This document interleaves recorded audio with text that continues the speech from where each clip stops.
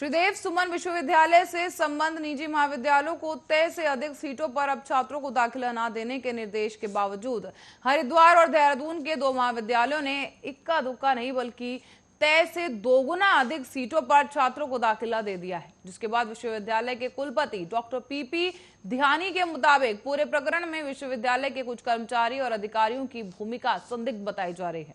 शासन की ओर से की जा रही जांच में इनकी भूमिका के बारे में लिखित में भी दिया गया है। बताते चलें, श्रीदेव सुमन विश्वविद्यालय के कुलपति के मुताबिक हरिद्वार जिले के एक महाविद्यालय में रसायन विज्ञान विषय की 60 सीटें तय की गई थी, लेकिन तय से करीब 68 अधिक सीटों पर दाखिले दिए गए, जबकि देहरादून जिले के एक महाविद्यालय में अंग्रेजी साहित्य की 60 सीटें तय की गई थी, लेकिन तय से करीब 77 अधिक सीटों पर दाखिले दिए गए। इसी बीच महाविद्यालय ने राजनीतिक विज्ञान में तय की गई 60 सीटों पर उसके विपरीत ही करीब 146 सीटों पर एडमिशन देकर छात्र छात्राओं की परीक्षाएं कराई हैं।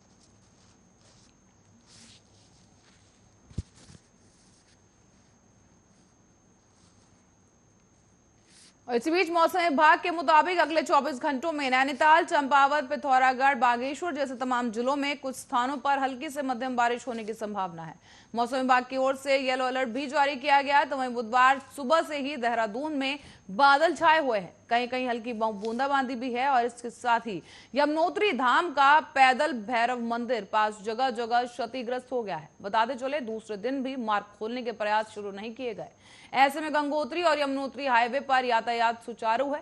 साथ ही बताते चले कि बद्रीनाथ हाईवे, तोता घाटी, भनेर पानी और पागला नाला में अवरुद्ध पड़ा हुआ है। इसी बीच बिहरी और निजामुल्ला सड़क दूसरे दिन भी फिलहाल बंद ही है। और ऐसे में मौसम विभाग के मुताबिक अब राज्य के पर्वतीय इलाकों में कहीं कहीं तेज गर्जना के साथ आकाशीय बिजली गिरने की संभावना जताई जा रही है। साथ ही राजधानी दून का सवाल जहां तक है तो राजधानी में काले से घने बादल छाए हुए हैं और इसके साथ ही हल्की से मध्यम बारिश होने की संभावना है।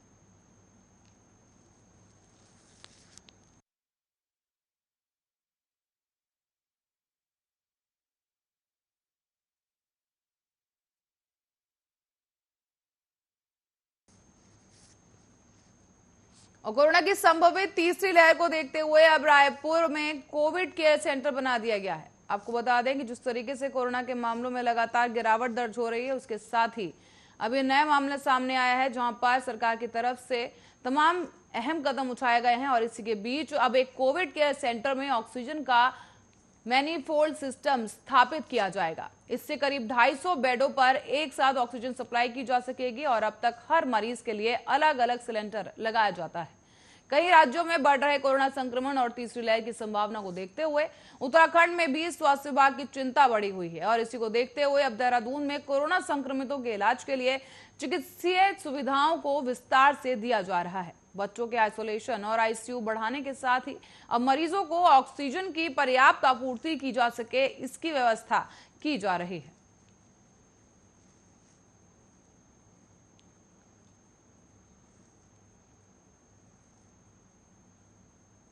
साथ ही आपको बड़ा बता दें कि सोशल मीडिया पर चल रहे अपने एक अजीबोगरीब बयान के चलते उत्तराखंड के आपदा प्रबंधन मंत्री डॉक्टर धन सिंह रावत पर आपदा टूट पड़ी है। बताते चलें कि इसके चलते अब उनको जमकर उनका मजाक उड़ाया जा रहा है। साथ ही पूर्व मुख्यमंत्री और वरिष्ठ कांग्रेस नेता हरीश रावत ने तंजीय लहजे में उनके लिए भारत रत्न की मांग कर डाली है। सोमवार को आपदा प्रबंधन मंत्री डॉक्टर धन सिंह रावत का सोशल मीडिया पर एक वीडियो बयान सामने आया था, जिसमें वो कहते हुए सुनाई दे रहे हैं कि अब एक ऐसा ऐप आया है जिसके जरिए कहीं भी बारिश को कम या ज्यादा किया जा सकता है। तो वहीं शीघ्र ही इस ऐप का प्रोजेक्शन केंद्र सरकार को देने जा रहे हैं। अगर केंद्र सरकार की ओर से अनुमति मिलती है तो यह ऐप कई राज्यों के लिए वरदान साबित होगा। मंत्री का यह बयान सोशल मीडिया में वायरल होते ही उस पर प्रतिक्रियाओं की बाढ़ आ गई है। बताते चले, ज्यादातर में मंत्री के इस अवैज्ञानिक दावे पर उनकी हंसी उड़ाई जा रही है।